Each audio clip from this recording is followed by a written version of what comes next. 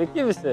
Šiandien atvykau į Kauną pas poną Romą, kuris turi štai tokį išskirtinį automobilį.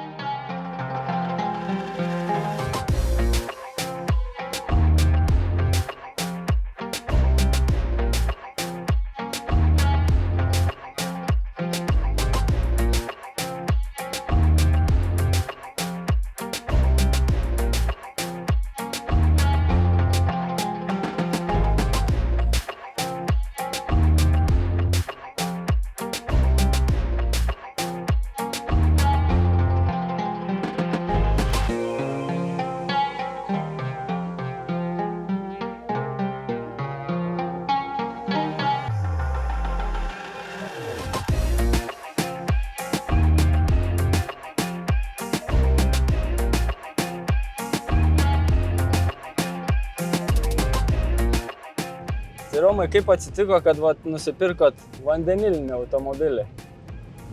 Kaip pasakyt, kalėdinė dovana. Pasižiūrėjau ir netyčia nusipirkau. Ir pagalvojau, kad į priekį bus kažkokia tai, kaip pasakyt, perspektyva. Bet su mūsų įstatymais ir dar su mūsų visais pažinimais, kas tai yra vandenilinis automobilis, dar labai pas mumis, nėra iš vis tokio dalyko.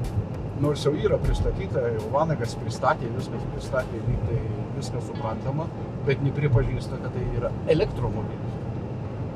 Nes jam nereikalingas laidas pajungimas, o yra nuosava kolonėlė, kuri gamina elektrą. Tai vat šito dalyko aš nesuprantu, nes nedavė net EV numerių nedavė. O tai kaip jis dabar užregistruotas, koks kuras, kaip ten? Paprastai užrašė vandenilis, nors ekspertai parašė, kad tai yra elektra. Važiuoja automobilis elektra, o papildomas yra vandenilis. O jie padarė viską atvirkščiai.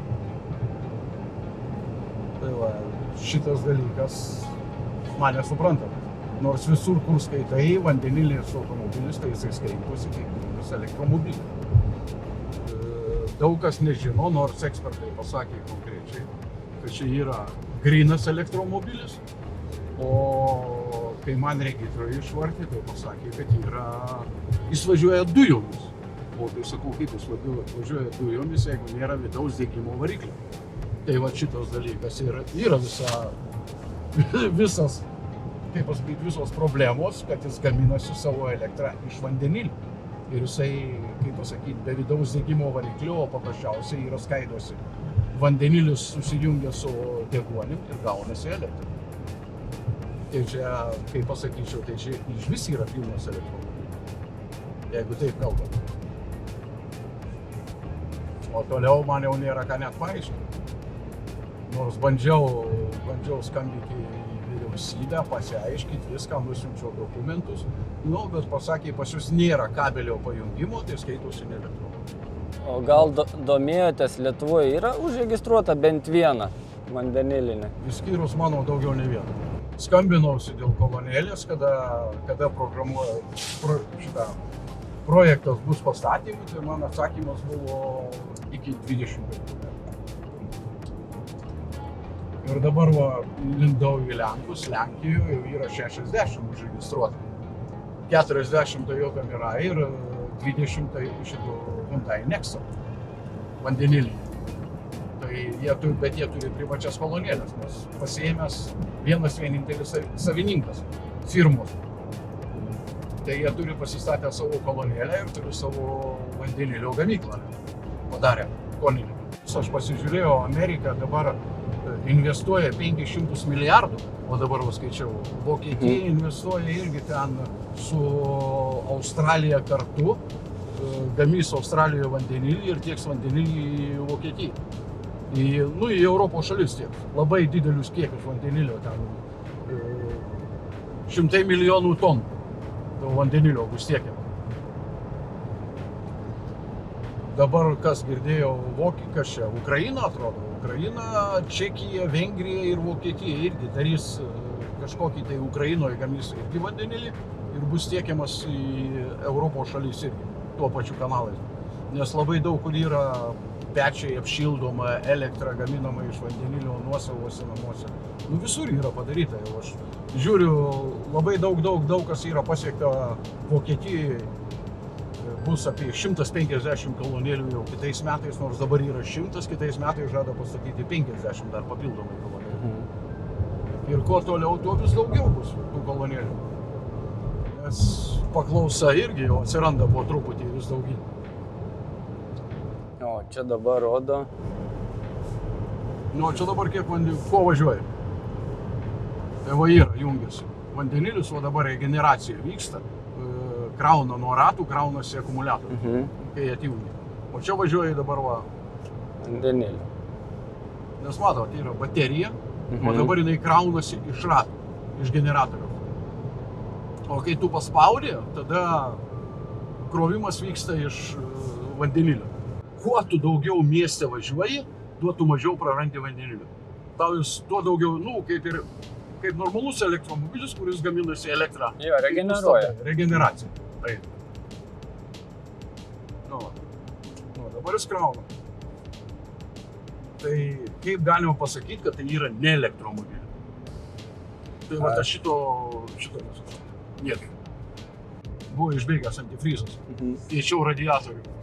Ir man Toyota padavė ne tą, kaip pasakyti, antifrizą, kuris priklauso. Nes jie nežinau, koks jis yra.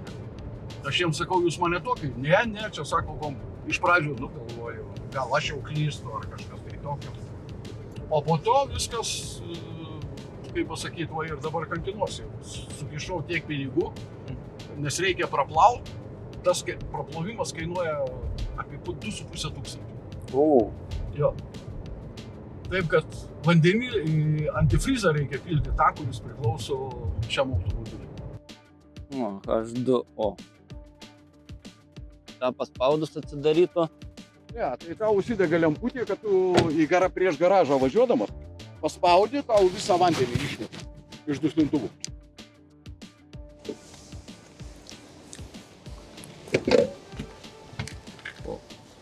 Įsipildo šitą, ištraukia, viskas. Čia 10 000 PSI. Tai čia barais kiek gaunasi? Barais 750 barų. Eik tu savo. 350 ir 700 barų pildosi. Kai 700 barų pildai, tai jau užsipildo pilnas pilnas. Tai dabar Latvijoje, kai pildė, tai 800 barų net užpildė. 800 barų užpildė. Tai sakė, jau pilnesnio nebūtų.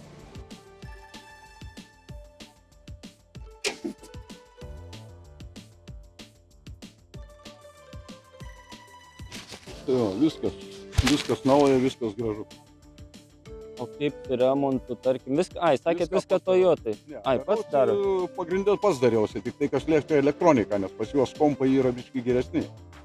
Yra originalas kompas, yra originalas, bet dar kol kas Lietuvai neleidžia remontuoti, nes nėra apmokytų meistrų.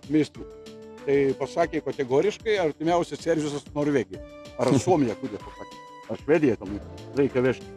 Bet aš skambinausi su vokiečiais, su lenkais, jokių problemų, dabar jau Lenkijoje yra pilnai. Akumuliatorius dvilikinis? Jo, dvilikinis.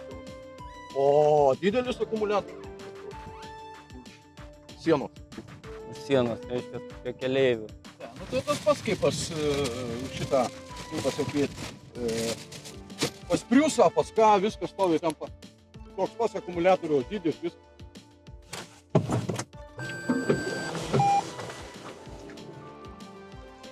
Visą sistemą pasitikrino jinai ir dabar tas vėl įsijungia.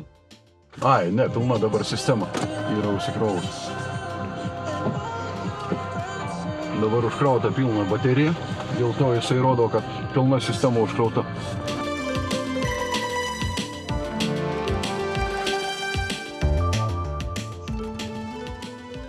Eko modė. Jo, geriausiai yra eko modė, va, įjungia.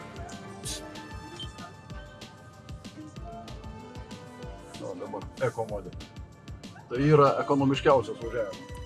Bet kilometražas, kurį galim nuvažiuoti, paliko tas pats, ne? Jisai ne... Ne, jis šito nepakeičia. O ant kiek ekomaudas sutaupo nuvažiavimą? Nu, dar neišbandė to dalyko, dar čia reikia studijuoti. Ten pasižiūrėjau vadovą Toyotos šitos. Ten apie 500 lapų. Jeigu norint viską studijuoti normaliai, tai ten reikia žiauriai daug perskaityti. Jau dabar, pavyzdžiui, jeigu pirk kažkokį tai pažįstą automobilį, tai žinočiau kaip 5 pirštus. Palyginus, kokį galima pirkti, kokio negalima pirkti. O ypač va šitie nauji, kur yra, tai šičia priekis yra varomas, o jau naujo modelio yra galas varomas. Ten jau biški kitaip yra. Labai visi mes einam už ekologiją, bet tai ekologija labai mažai ką duoda. Galėtų ta procedūra biškiai greičiau. Aš, pavyzdžiui, Šveicarijoje. Žiūrėjau, dabar šveicarai pradeda gamyti namų koloniją vandenilio. O, tiesiog namuose. Per parą laiko jinai pagamina 5 kg, tau kuo užtenka. Tu iš ryto užsipylė ir tu važiuoji tuos 500 km, tau net nereiks. Po to kitos kolonėlės gali užpildyti 15 kg gamina. Bet pagal tavo paklausimą, kiek tau reikia. O tai bet ta kolonėlė turbūt kainuoja milžiniškus pinigus. Šiai dienai kainuoja 30 000. Tai nėra daug. Bet tu turi namuose elektrą, tu turi namuose apšildymą ir tu turi namuose, jeigu turi šitą vandenilinį automobilį, tu pats jį užsipildi. Jis atlieka 3 funkcijas. Tai čia yra fantastika. Turbūt regitroj net nesuprato, kaip pasakėt, kad vandenilinis. Nu, kaip ekspertai parašė, bet jie paskui ten pradėjo skambinėtis į Vilnių, jie nežino, kaip formyti. Nu, čia gavosi, aš savaitę laiko laukiau, kol man užregistravo automobilį.